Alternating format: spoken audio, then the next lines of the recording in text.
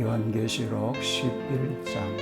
또 내게 지팡이 같은 갈대를 주며 말하기를, 일어나서 하나님의 성전과 제단과 그 안에서 경배하는 자들을 측량하되 성전 바깥 마당은 측량하지 말고 그냥 두라. 이것은 이방인에게 주었은즉 그들이 거룩한 성을 42달 동안 짓밟으리라. 내가 나의 두 증인에게 권세를 주리니 그들이 굵은 베옷을 입고 1260일을 예언하리라. 그들은 이 땅의 주 앞에 서 있는 두 감람나무와 두 촛대니, 만일 누구든지 그들을 해하고자 하면 그들의 입에서 불이 나와서 그들의 원수를 삼켜버릴 것이요, 누구든지 그들을 해하고자 하면 반드시 그와 같이 죽임을 당하리라. 그들이 권능을 가지고 하늘을 닫아 그 예언을 하는 날 동안 비가 오지 못하게 하고, 또 권능을 가지고 물을 피로 변하게 하고, 아무 때든지 원하는 대로 여러 가지 재앙으로 땅을 치리로다. 그들이 그 증언을 마칠 때에 무저갱으로부터 올라오는 짐승이 그들과 더불어 전쟁을 일으켜 그들을 이기고 그들을 죽일 터인즉 그들의 시체가 큰 성 길에 있으리니, 그 성은 영적으로 하면 소돔이라고도 하고 애굽이라고도 하니 곧 그들의 주께서 십자가에 못 박히신 곳이라. 백성들과 족속과 방언과 나라 중에서 사람들이 그 시체를 사흘 반 동안을 보며 무덤에 장사하지 못하게 하리로다. 이 두 선지자가 땅에 사는 자들을 괴롭게 한 고로 땅에 사는 자들이 그들의 죽음을 즐거워하고 기뻐하여 서로 예물을 보내리라 하더라. 3일 반 후에 하나님께로부터 생기가 그들 속에 들어가매 그들이 발로 일어서니 구경하는 자들이 크게 두려워하더라. 하늘로부터 큰 음성이 있어 이리로 올라오라 함을 그들이 듣고 구름을 타고 하늘로 올라가니 그들의 원수들도 구경하더라. 그때 큰 지진이 나서 성 10분의 1이 무너지고 지진에 죽은 사람이 7천이라. 그 남은 자들이 두려워하여 영광을 하늘의 하나님께 돌리더라. 둘째 화는 지나갔으나 보라, 셋째 화가 속히 이르는도다.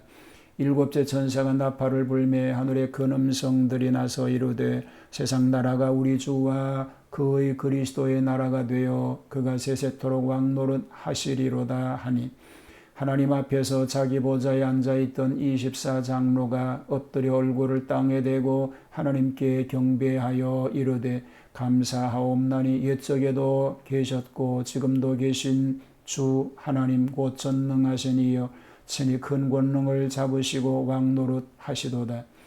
이방들이 분노하며 주의 진노가 내려 죽은 자를 심판하시며 종 선지자들과 성도들과 또 작은 자든지 큰 자든지 주의 이름을 경외하는 자들에게 상 주시며 또 땅을 망하게 하는 자들을 멸망시키실 때로소이다 하더라.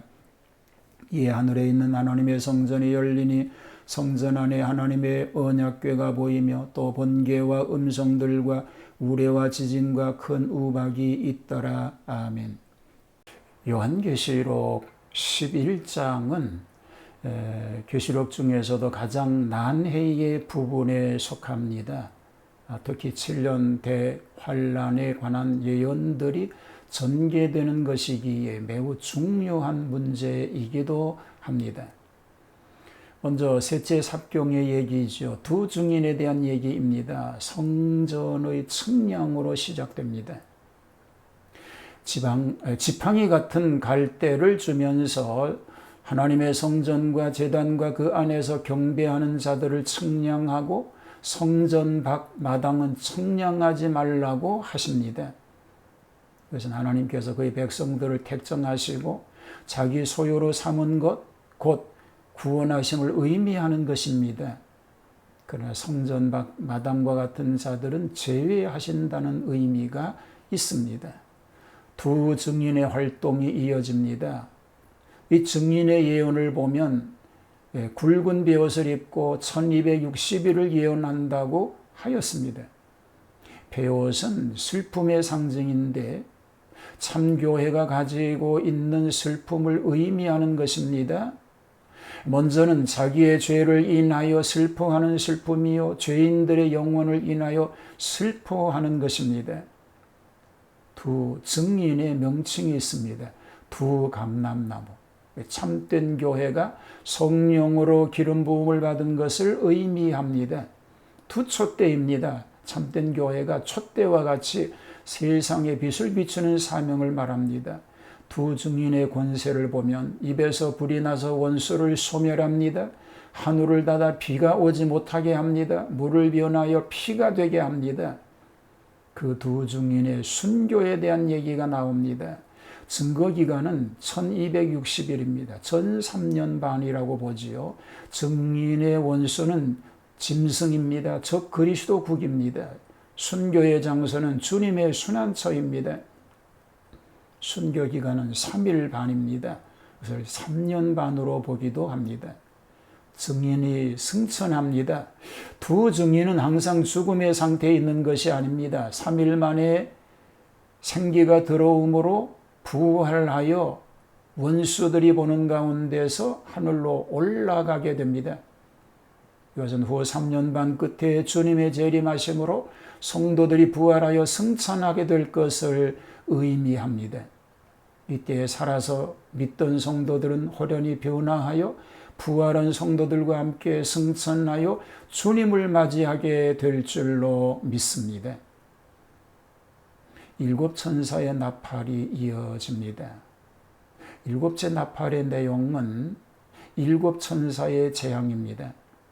그러나 본장에서는 일곱째 천사의 나팔 때의 악한 심판과 택한 백성 구원의 대사건을 앞두고 부르는 찬송이 있습니다. 큰 음성의 노래입니다. 이 노래는 보좌 앞에 있는 성도들의 노래인 듯한데 그들은 세상 나라가 우리 주와 그 그리스도의 나라가 되어 그가 세세토록 왕노릇 하시리로다 라고 노래합니다. 세상의 나라는 본래 하나님의 창조하신 나라요 통치하시는 나라였습니다. 그러나 인간의 범죄로 인하여 마귀가 통치하는 나라가 되어버리고 말았습니다. 24장로의 찬송이 이어집니다. 여기 24장로는 엎드려 얼굴을 대고 경배하며 하나님을 찬송합니다. 찬송하는 이유는 하나님의 의로우신 심판이 곧 나타나겠기 때문입니다.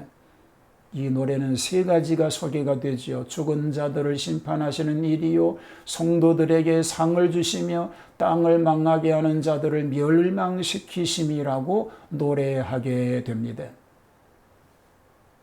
성전 안에 두 가지를 얘기합니다. 요한은 하늘의 찬양이 끝난 후 하늘 성전이 열리고 그 안에 언약궤와 번개, 음성, 뇌성, 지진, 우박이 있는 것을 보았습니다. 언약궤는 하나님의 택한 자들에 대하여 언약을 지키실 것을 보이고 번개 등은 악인들에게 준비된 심판을 보이고 있습니다. 오늘도 시대를 분별하며 살아가는 복된 하루 되기를 주님의 이름으로 축복합니다. 하나님 시대를 바라보고 분별하며 사는 지혜가 있게 하여 주시옵소서. 예수님 이름으로 기도하옵나이다. 아멘.